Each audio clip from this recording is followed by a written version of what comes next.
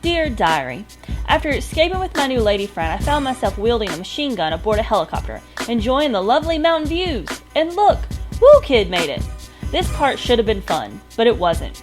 Shooting itty-bitty people on the ground with a giant machine gun was the equivalent of hitting flies with a hammer, hard to control and a tad of an overkill.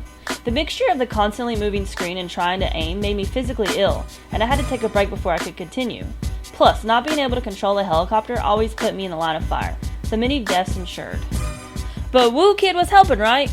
Wrong. Half the time when I looked over, that asshole was just sitting there. Hey, we're in a war zone here, snap the fuck out of it. And one time, he glitched out completely, just vanished. Needless to say, it made the situation a shitty river. In the process of taking out an enemy chopper, we successfully destroyed an entire factory, eliminating hundreds of jobs. No worries though, it's not like this country's economy is... Oh yeah, it fucking sucks. 50 then proceeds into the market and, well, blows up more fruit stands and local artesian goods, because that's what this game is about. Swordfish Studios and THQ present 50 Cent, Job Eliminator and Economy Destroyer. Some precious money was taken from him. He'll spend millions of dollars buying guns to damage millions of dollars worth of property. Jam-packed with terrible writing, vapid characters, and action, action, action. A must-have for any gamer's collection. Don't forget to check out the sequel, My Kids Are Hungry Because 50 Cent Came to Town. The next part mostly consists of ducking, covering, and shooting in various rundown places. Over and over and over again. I was so bored I ended up buying all the possible guns that I could. I didn't even use them. I already had my favorites equipped, but it was something other than hiding and shooting. I did learn a neat little feature and really wish I had learned it sooner. During the game I was subjected to 4 different rap songs looping, and none of them were hits I knew. But I found the music player where you can actually customize your playlist, and I found Into Club. That song changed everything. I rolled out of there ready to face the world.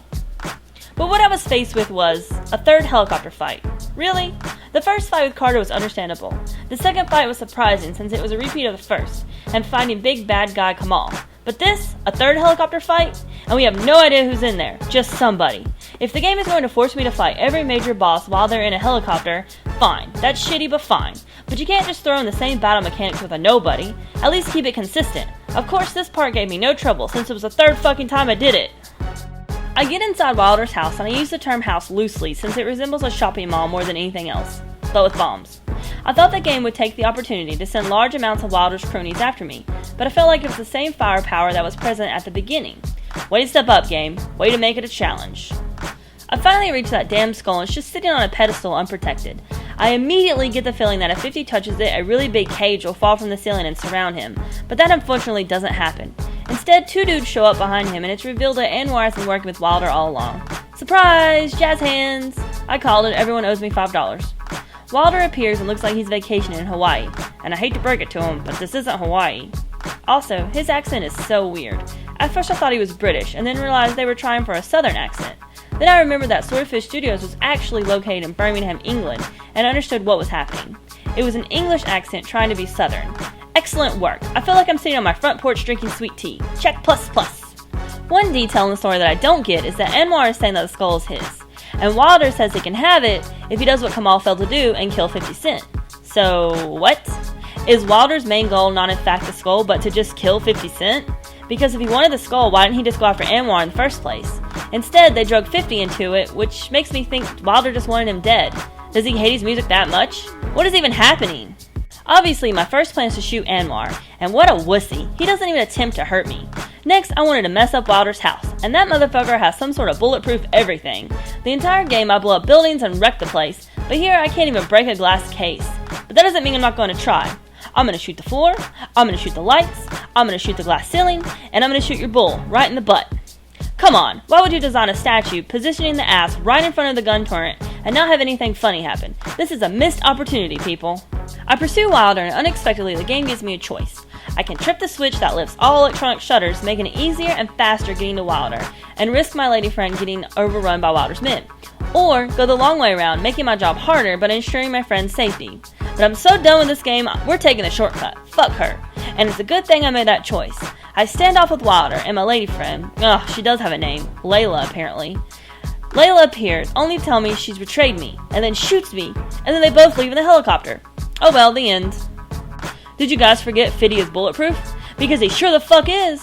He gets his ass up and we battle another helicopter for the 4th time. This time is a little bit different though, because I have to run from different balconies on different levels to shoot down the chopper, and then quickly run out of the way when Wilder decides to shoot missiles through the windows.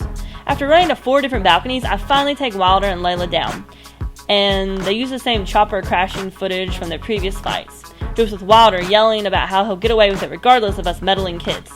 Actually, you won't. Okay, Fitty, let's go get that skull. But, something is wrong here. Why are we caring about a bunch of trucks leaving? Why are we in a car chase now?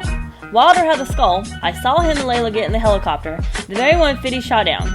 So now the game expects me to believe that Layla is now on a truck running away with the skull? Was there a cutscene or something that someone forgot to put in the game?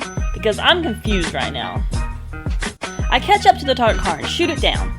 I get out, pick up the skull line next to the ninja, get in the Humvee, and suddenly the entire G unit is there. Where the fuck were you guys this whole time? 50 said, let's go home, and that's the end of the fucking game? What the fuck did I just play? That's seriously the end? Somebody's messing with me. This is not the end. This is really the end?